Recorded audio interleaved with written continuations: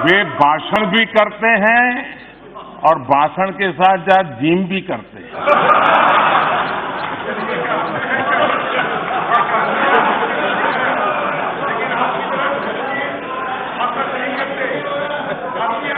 तो ये फिट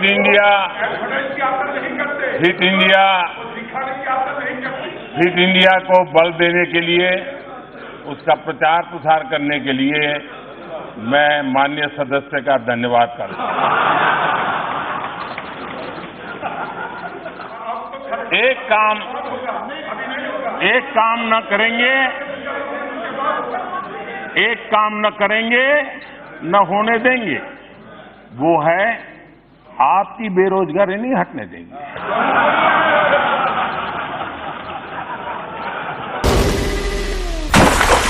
कबालिडा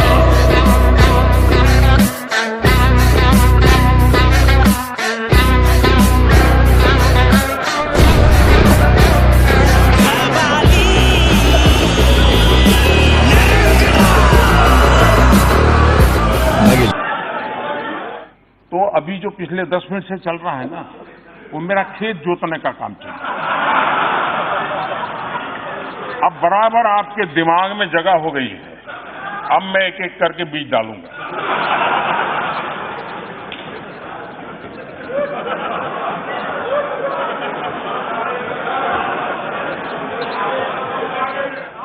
माननीय अध्यक्ष जी,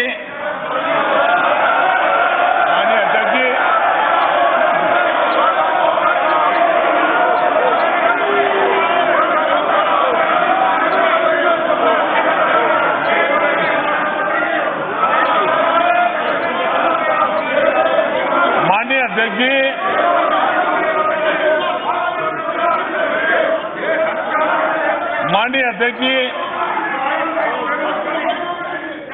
मैं 30-40 मिनट से बोल रहा था, लेकिन करंट पहुंचते पहुंचते इतनी देर लगी।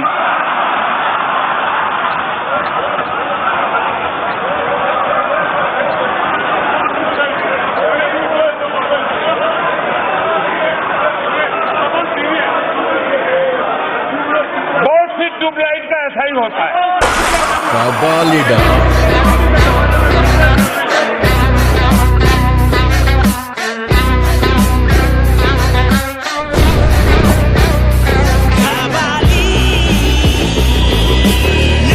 माननीय इस वक्त हमारे बीच मौजूद हैं Shri Anand Mahindra, chairman of Mahindra group of companies.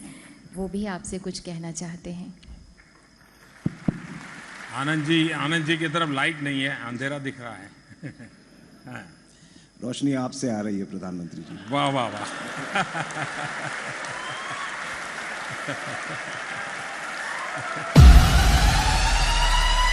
सौगंध मुझे इस मिट्टी की, मैं देश नहीं मिटने दूंगा,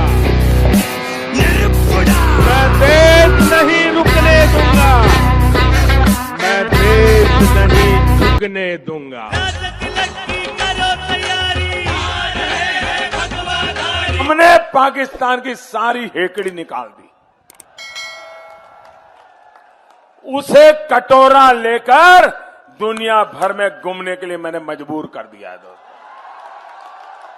ठीक किया कि नहीं किया? ठीक किया कि नहीं किया? आप खुश हैं?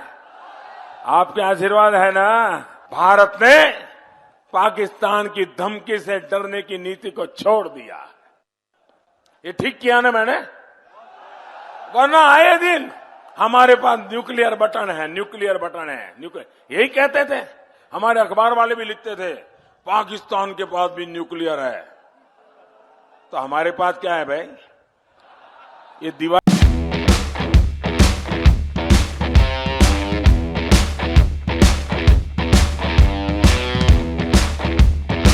सभापति जी, रेणुका जी आप कुछ मत कहिए। To the office and also to media, सभापति जी, not to report such loose talk and unruly behavior. Please. सभापति जी, मेरी आपको प्रार्थना है, रेणुका जी को कुछ मत कीजिए। रामायण सीरियल के बाद ऐसी हंसी सुनने का आज सौभाग्य मिला है।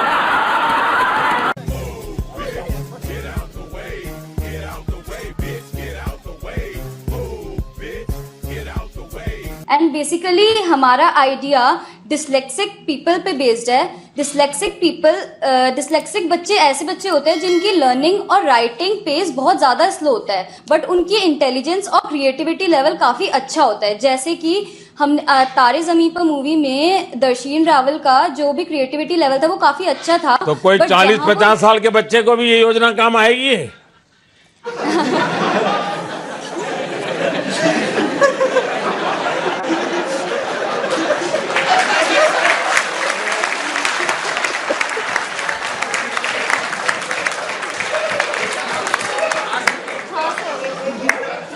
हाँ सर, आएगी।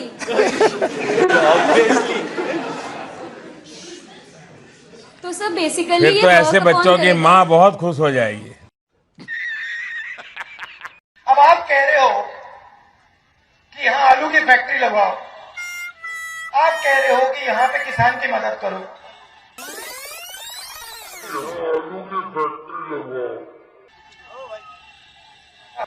अबे साले। लेकिन भाइयों बहनों, ये कांग्रेस पार्टी में एक ऐसे नेता है जो आपके पास वोट मांगने आए हैं, उनको इतना ज्ञान नहीं है कि आलू खेत में होता है कि आलू फैक्ट्री में होता है।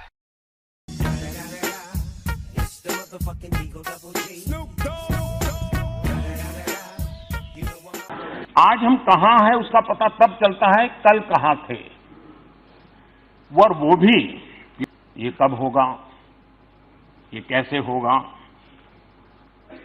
कब तक करेंगे। ये जब सुनता हूं तो कुछ लोगों को लगता होगा कि आप आलोचना करते हैं। मैं नहीं मानता हूं आप आलोचना करते हैं। मुझे खुशी है कि आप मुझे समझ पाए हैं, क्योंकि आपको विश्वास है करेगा तो यही करेगा।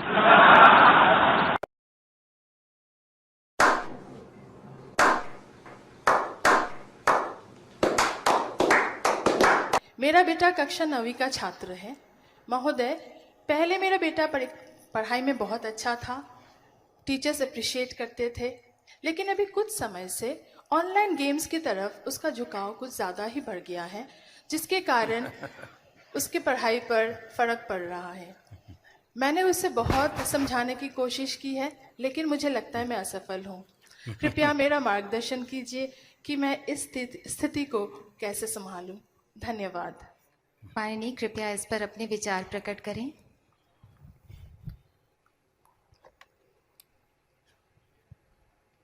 ये पबजी वाला है क्या? ये हिंदुस्तान की सच्चाई है, इसको आप सुन लीजिए और आप देखना। ये जो नरेंद्र मोदी अभी भाषण दे रहा है, मैं आपको बता रहा हूं, 6 महीने बाद, 7-8 महीने बाद ये घर से नहीं निकल पाएगा। हिंदुस्तान के युवा इसको ऐसा डंडा मारेंगे, इसको समझा देंगे कि हिंदुस्तान के युवा को रोजगार देने के बिना ये देश आगे नहीं बढ़ सकता। मैंने कांग्रेस के एक नेता का कल घोषणा पत्र सुना। उन्होंने घोषणा की है कि 6 महीने में मोदी को डंडे मारेंगे।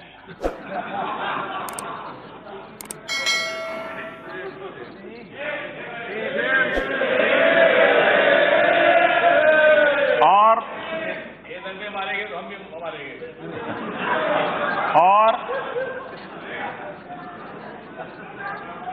ये बात सही है कि ये काम जरा कठिन है, तो तैयारी के लिए 6 महीने तो लगते ही हैं। तो 6 महीने का समय तो अच्छा है, लेकिन मैं भी 6 महीने में तय किया हूं कि रोज सूर्य नमस्कार की संख्या बढ़ा दूंगा, ताकि अब तक करीब 20 साल से जिस प्रकार की गंदी गालियां सुन रहा हूं और अपने आप को गाली प्रूफ बना दिया है, 6 महीने ऐसे सूर्य नमस्कार करूंगा कि मेरी पीठ को भी हर डंडे झेलने की ताकत वाला बना दूंगा। खोटा खोटा बात बन, बनना है तो बाप बन, छोटे थोड़ा शाप बन, चार जन जब करेंगे तेरी बुराई तब समझ जाना कि तू बेटा मचा रहा है। आपने समस्या सुलझा दी, घर में घुस के मारा। आखिरकार जब उनको हमने सबूत दिए, बार बार दिए, और जब घटना घटती है तो इतने प्यार से इतनी मीठी बात करते हैं जी।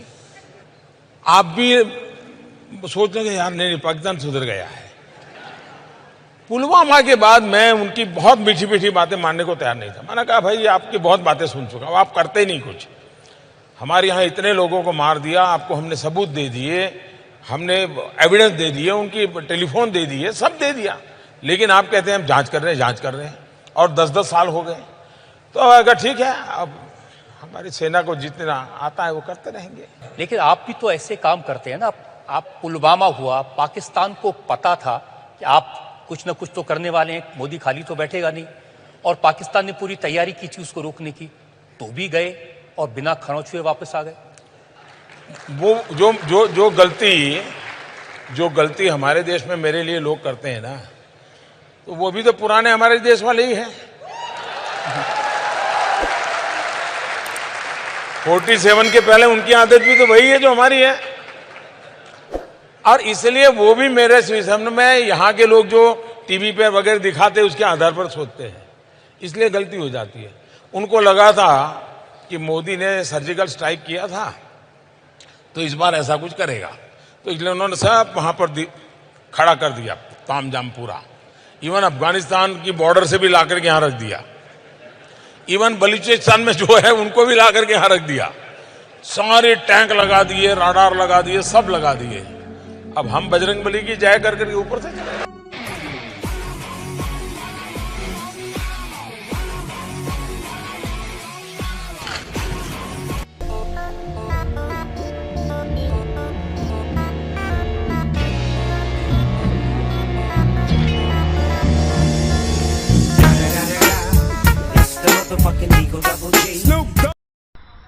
जय श्री राम, जय श्री राम। हिंदू भाइयों, जय श्री राम।